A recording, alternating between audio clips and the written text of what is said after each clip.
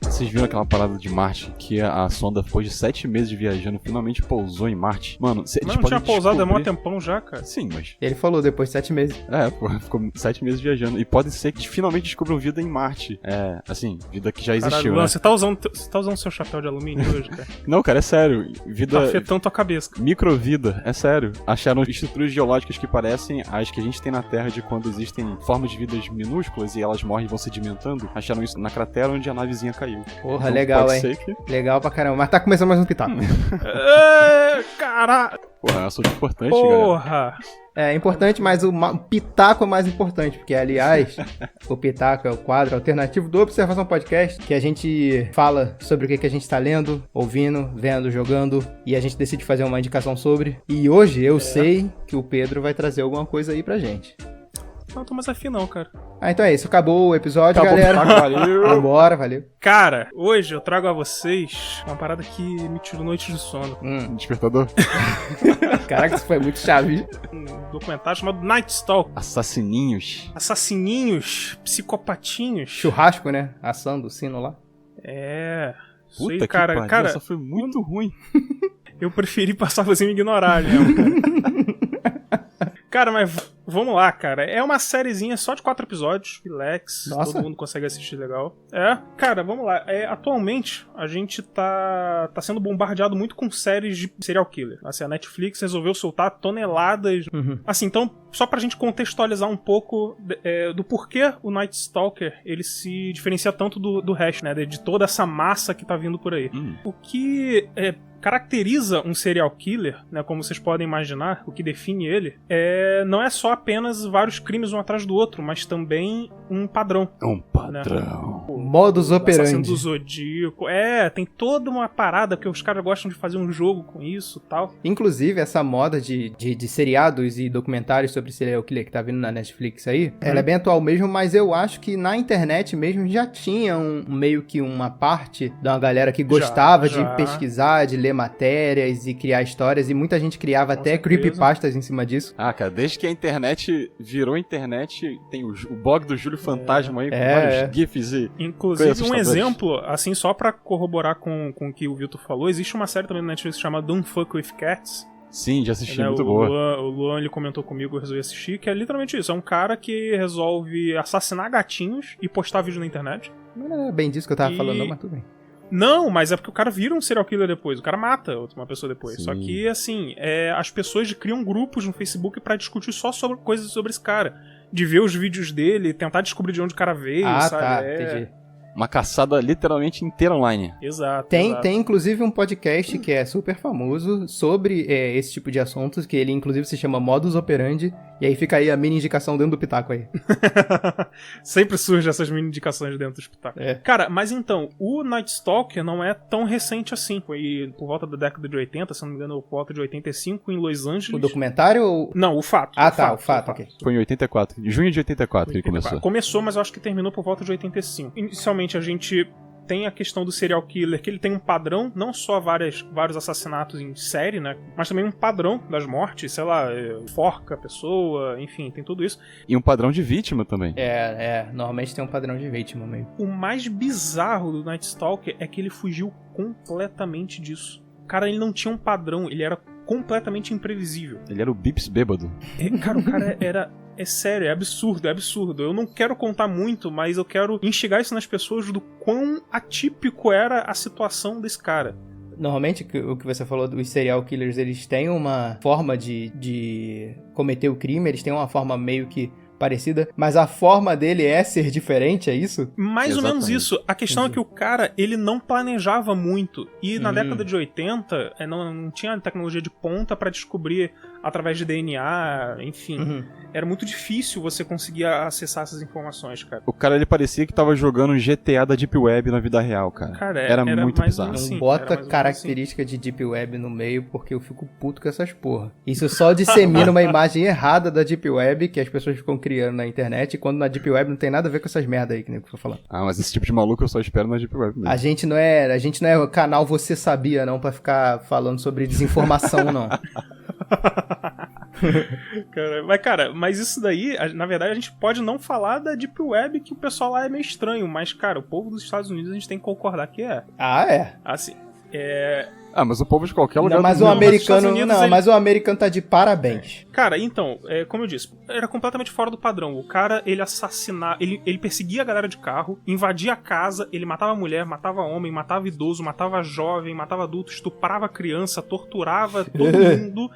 E ainda por cima, no final das contas, ele abria a geladeira e comia o pudim da galera. Caralho, era nesse nível. E ele tinha uma parada por estuprar velhas. Não era velha não, ele estuprava homem anos, também, 80. ele estuprava criança. Era assim, deu na telha, vai, sabe? Caralho. O cara usava faca, o cara usava arma, o cara usava algema, o cara usava tudo que ele tinha em acesso pra fazer isso. E era bizarro, porque tipo assim, o cara terminava de fazer, ele saía andando pela porta da frente. E, tô afim de fazer um outro, o cara vai no outro quarteirão e faz de novo, sabe? Ele cometia vários crimes horríveis na mesma noite porque ele simplesmente não se satisfazia. Mas como é que ficava a interação com vizinhos que ouvia o barulho? Ou ele planejava pra não ter os barulhos da maluquice dele? Ele ia tipo no free solo, se alguém ouviu, se ninguém ouviu... Exato, beleza. era se ouviu, e quando ouviam, ele já tinha partido. E era totalmente aleatório. Era muito aleatório. Isso que foi foda, é porque a série em si, ela não foca só na história do cara, eles focam muito na experiência dos policiais, das vítimas na época. Então, os policiais que estão narrando todo o evento, eles são os principais detetives que fizeram parte do caso. Eles não são... Tipo, tem jornalistas também, mas os principais mesmo são os próprios detetives que fizeram parte do caso. Um deles era um novato na época, e um outro já era meio que um prodígio, entendeu? Eles fizeram uma dupla e eles que estavam meio que cuidando dos casos. E o erro deles no começo é eles acharem que tinha um padrão. Porque no começo, eles acharam, se não me engano, pela redondeza, eles acharam que era assassinato por conta do pessoal ser mexicano, entendeu?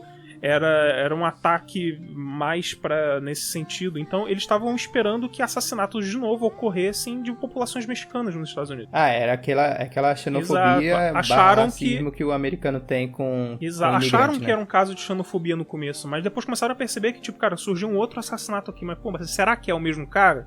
Porque não tá no mesmo jeito, não é o mesmo padrão. Será que é ele? E em paralelo com os assassinatos bizarros e aleatórios, tava havendo uma... Tinha alguém estuprando crianças e devolvendo as crianças inteiras. Exato. Sem matar. E ele mostra, cara, quão foi difícil a tarefa dos policiais em encontrar esse cara. Pra você ter ideia, uma das provas mais concretas que eles tinham era simplesmente uma pegada de um tênis esquisito. Tipo, imagina você fazer toda uma investigação ao redor do fato de uma pegada de um tênis que não é tão comum. Mas aí tem uma parada muito específica desse caso, que na região onde ele estava de São Francisco só tinha um modelo da cor que ele tinha. Então se achassem, o dono daquele tênis achavam literalmente o assassino. Porra, ele tinha um tênis da Supreme. Ele tinha o Vulcabras. Era um tênis estrangeiro que só tinha vendido uma unidade daquela cor pra aquela cidade, entendeu? Porra, então ele era um americano que usava um quichute. Exatamente. Ele realmente tinha gosto específico. Mas, cara, aí, tipo, mostra todo o conflito também da mídia querendo divulgar isso, mas, tipo, porra, se você divulga essa pista, a gente perde completamente o que tem. Entendeu? Cara, fica uma perseguição muito bizarra, porque o tempo de ser feito é aleatório, o horário de ser feito é aleatório, sabe? Aí primeiro começou toda uma onda de, não, as mulheres fiquem em casa, sei lá o quê, porque o espreitador noturno, né, que é o Night Stalker, pode estar na redondeza e tudo mais, que ele ataca mulheres, mas o cara atacava homem também, sabe? O grande problema que aconteceu é eles não terem associado no começo de que era tudo uma mesma pessoa.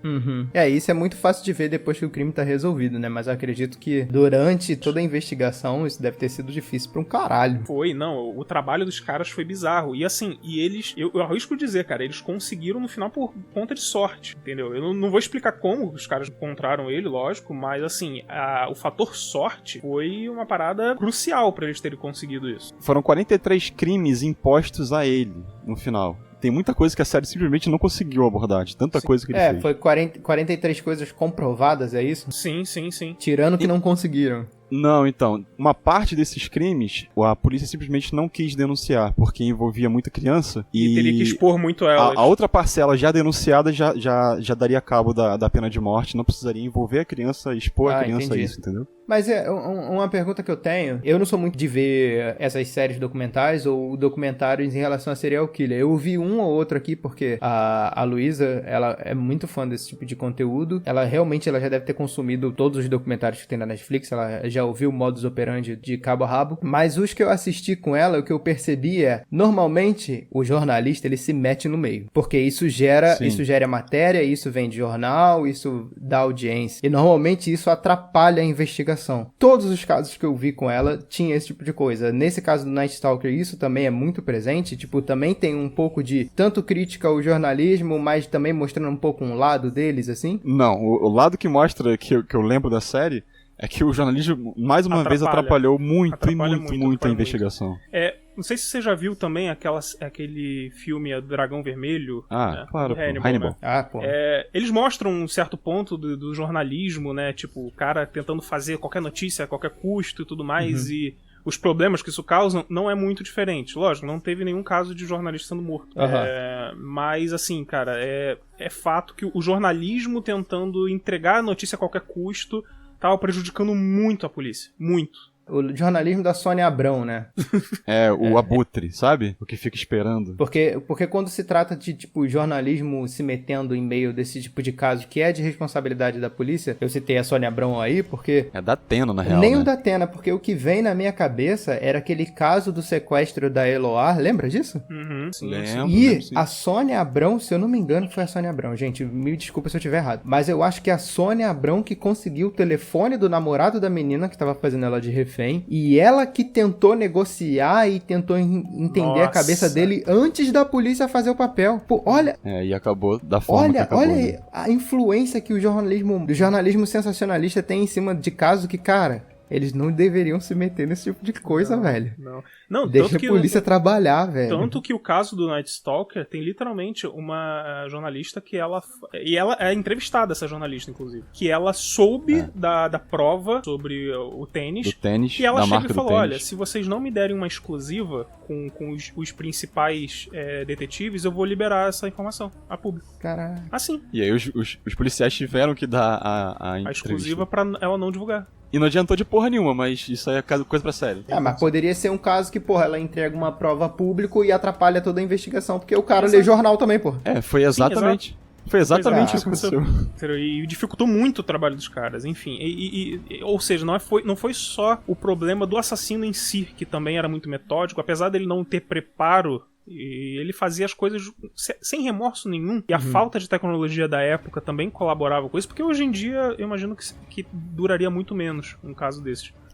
Mas tudo isso colaborou pra fazer com que o cara tivesse um ano inteiro de crimes completamente, descontrolado. E assim, como é visto da perspectiva, como é contado da perspectiva dos dois policiais, mostra assim alguns erros que eles cometeram na investigação e você percebe que a parada podia ter acabado em, sei lá, em 3 dias, assim. Só que por vários errinhos bestas, o negócio continuou e piorou muito. Eu acho que isso é um padrão dos documentários que eu assisti, como eu falei, eu não assisti tanto, mas alguns que eu vi também sempre tinha um errinho policial, assim, no início. E às vezes esse erro policial, na tentativa de querer capturar o criminoso, de querer obter uma resposta logo, ele dá aquele peteleco de erro, mas, nossa, esse peteleco gera um efeito borboleta na investigação, cara. Nossa, é foda. E esse cara, pra você ter ideia do impacto que ele gerou, ele primeiro que fizeram, se não me engano, uma temporada do American Horror Story sobre esse cara. Lembra também daquele caso da menina que apareceu misteriosamente na caixa d'água de um hotel nos Estados Unidos? Elisa Lam, exato. Esse cara, ele se hospedava algumas vezes nesse hotel. E o que deu uma fama ainda pior pro hotel, porque o hotel era famoso por abrigar pessoas esquisitas, bandidos, traficantes, sei lá o quê. E esse cara, teve alguns dias que o cara ficou por lá sabe? Inclusive em dias que ele cometeu crime. Ele se hospedou nesse hotel. A galera então ficou tranquila, né? Não, ficou tranquilaço. A galera barra... Você vê que todo hotel deve ser assim, né, cara? Todo hotel isso deve acontecer o tempo todo. A galera barra pesada que já se hospedava lá e foi um maluco, um assassino famosão lá, a galera, porra, o cara estragou o nosso... Estragou o nosso rolê aqui.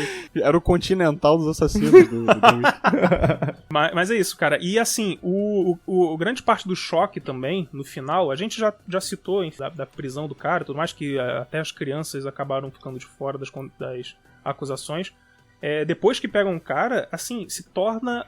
o julgamento do cara se torna uma parada totalmente extraordinária, porque primeiro que o cara começa a indicar vários sinais de que ele era satanista. Literalmente, ele termina um dos julgamentos falando Hail Satan, sabe? E mostrando um pentagrama. Ele de vez em quando desenhava ele desenhava pentagramas em alguns lugares, entendeu? Era bizarro. O segundo ponto que colabora com a minha teoria de que americano é um povo muito esquisito, cara. Enquanto o cara tava sendo julgado, mulheres acompanhavam o cara de um lado pro outro, mandavam fotos delas peladas pro cara na prisão, tá ligado? Só porque o cara era um assassino super famoso. As mulheres mandavam um monte de foto pro cara pelada, sei lá o que, querendo pegar ele, entendeu? Querendo transar com o cara só porque ele era assim.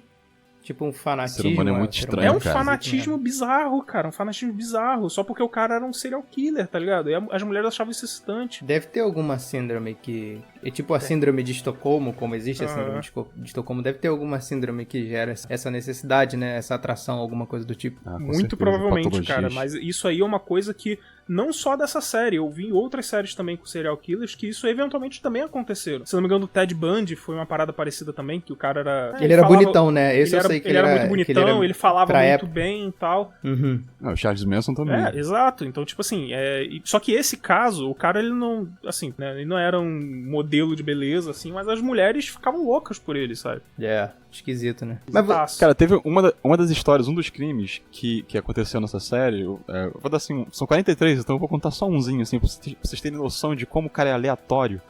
Uma vez, ele entrou numa casa onde tinham 2 mulheres. Ele esperou a mulher olhar, ele mostrou que tava com a arma, esperou a mulher olhar, curtiu o movimento, sabe, o espanto do rosto da mulher e atirou. A mulher, assim, no susto, levantou as mãos e, por sorte, o tiro bateu, ricocheteou na chave que ela tava segurando. Nisso que ricocheteou na chave, ela caiu no chão e se fingiu de morta.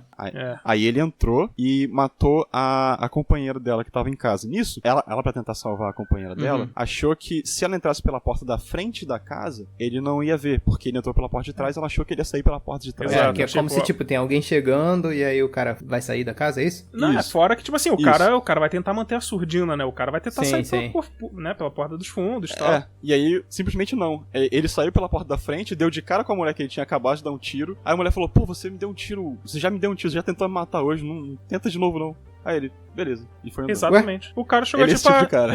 Verdade, eu já meti um tiro em você, você não morreu, parabéns. Fui. Win. Ele é aleatório nesse nível. É aleatório nesse nível. E assim, e o cara, foi isso, é tanta causalidade que gera spam. E a galera não conseguia descrever o cara direito, enfim, era bizarro, cara, era bizarro. E como eu disse... Não, e assim, fisicamente ele parecia o tropeço, o mordomo da família Addams. Caralho. O cara era bizarro. E exatamente como eu falei, o cara fazia as paradas, ele abria a geladeira e comia as coisas da galera. Ele fazia literalmente isso. Então, ele provavelmente tinha alguma psicopatia, sociopatia, né? Provavelmente. Não, a série mostra depois trechos da história dele e tudo mais. Assim, não é foco da série. Isso aí, se não me engano, lá pelo penúltimo episódio, eles citam um pouco da infância dele. Eu não vou nem falar muito sobre isso, não. Quero que o pessoal, né, que tenha curiosidade vá e veja isso. Mas, assim, eles explicam um pouco também, mas o foco da série é a investigação. As vítimas, por exemplo, se não me engano, essa mulher que tomou o tiro e ficou viva, ela falou também na série, no documentário. Ah, maneiro. Entendeu? Tem uma... Ô Pedro, eu não terminei de assistir. Eles explicam por que ele virou esse cara? Fala, assim, não da forma direta, assim, não é nenhum tipo de vingança ou... Não, mas assim, o que foi, se aconteceu algum trauma, alguma coisa assim como eu disse, explica um trecho da história dele, explica do porquê ele tem esse tipo de comportamento e tudo mais, mas... ainda assim não é algo justificável também. É porque quando você falou sobre ele querer mostrar, tipo, que ele é satanista, que ele desenha pentagramas e tal, de repente, eu imagino que ele devia ter alguma doença mental, mental, assim, psiquiátrica, né? Um caso psiquiátrico forte. Mas tem muita gente que busca essa imagem de ser satanista, de querer chamar atenção, principalmente nos Estados Unidos, que também é um país cristão, né? Justamente pra criar essa imagem de medo, de susto, de... Cara, e te dizer... E não confirma isso na série, apenas dá a entender. Mas eu também tive a sensação de que o cara só falou isso pra gerar o medo. Pra gerar mais atenção, pra gerar mais medo, pra não sei o quê. Porque no começo isso não era um foco dele. Os assassinatos não tinham pentagramas, por exemplo. Ele só começou a ter depois que ele começou a ter um nome, sabe? Aí ele começou a brincar com a mídia, né? Começou a brincar com a mídia. Tipo assim, eu vou causar uma parada, tipo assim, um medo paranormal nessas pessoas, sabe? E aí ele começou a usar símbolos satanistas, começou a citar esse tipo de coisa. Então a sensação de que eu tive ao ver a série também foi disso, de que o cara tava utilizando isso como uma forma de provocação também, sabe? Doideira, hein? Pesado. Mas pesado. Esse tipo de caso ele não é nem muito bom ele ser exposto, porque ele incentiva os outros doidos que pensam assim ótimo. a fazer Vamos fazer um podcast sobre isso, então. Yes! É isso que eu queria. Mentira, não tô usando. Mas é verdade isso. Muito desses casos, assim, de quem se destaca mediaticamente por algum tipo de crime, sempre existe uma crítica, e é uma crítica que eu apoio, assim, que eu acho válida, que sair divulgando isso mediaticamente é prejudicial, porque tem outras pessoas que, de repente, estão incubadas com essas mesmas vontades, e aí ela vê o destaque que essa pessoa teve, e vai e toma as atitudes parecidas, assim, e é bem complicado esse tipo semelhante com... Eu acho que eles deveriam abordar isso semelhante ao que a mídia aborda com o suicídio, né? Se você for ver, a gente não tem nenhuma divulgação de notícias e tudo mais sobre suicídio, a não ser que seja um famoso, porque é exatamente pra isso, pra não incentivar, sabe? Isso é uma parada gatilho, real, né? Exato, pra não incentivar, pra não dizer como o cara fez, entendeu? O que é complicado, porque também acaba virando um assunto muito tabu, assim, porque... Você divulgar o suicídio, ok, às vezes não. É bom você não divulgar o suicídio por conta de familiares, pessoas que se identificam com aquilo e gerar o gatilho. Beleza, mas o assunto suicídio, ele deveria ser mais presente, abordado. Entendeu? Você conversar sobre o assunto da depressão, o assunto do como as pessoas elas acabam terminando a vida dela por conta de, às vezes, uma doença psicológica, uma doença psiquiátrica que a pessoa tem, ela pode ter esse tratamento. Muitas das vezes essa conversa não existe e acaba tendo a consequência que tem. Então, assim, ao invés das pessoas buscarem um meio termo sobre os assuntos, elas ou partem para um polo ou partem para o outro. Eu acho que essa que é a crítica principal, assim. Sim, com certeza. Quero deixar pro pessoal, então, assistam a série, é muito boa. Talvez isso abra uma porta pra vocês de ver outros tipos de documentários desse sentido. Por algum motivo, eu gostei muito desses estilos de documentário, serial killer e tudo mais. Eu e a Isabela, a gente se amarrou nisso, a gente fez maratona de vários desse estilo. Pra entender mesmo a cabeça desses caras e tudo mais, ver tudo o que eles foram capazes de fazer. É muito intrigante, sabe? Isso gera essa curiosidade, essa intrigação muito, muito forte. Dá uns calos frios. E o Night Stalker, ele consegue captar muito a atenção da galera. Então fica aí a minha recomendação. Vou assistir.